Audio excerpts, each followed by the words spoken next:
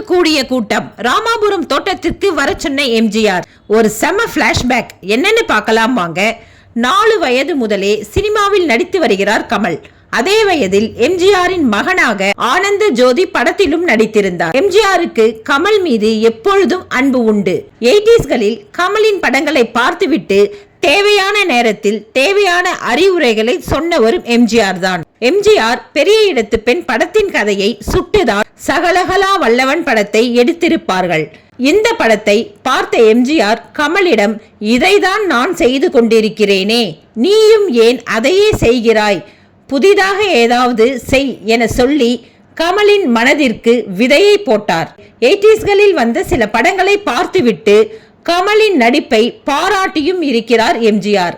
அதோடு கமலை அடிக்கடி ராமாபுரம் தோட்டத்திற்கு வரவழைத்து பேசிக்கொண்டும் இருப்பாராம்.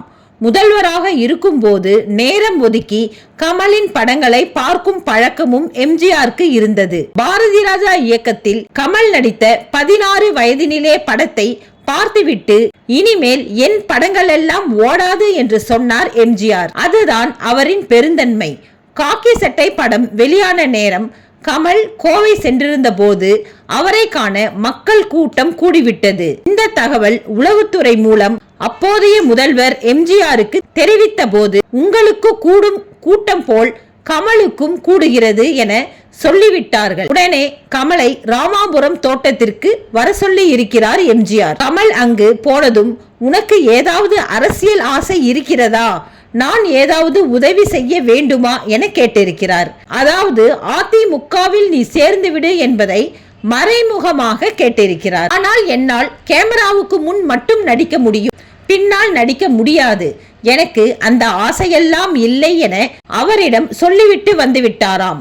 ஆனால் அதே கமல்தான் பின்னாளில் காலத்தின் கட்டாயத்தால் அரசியலுக்கு வந்தார் என்பது குறிப்பிடத்தக்கது.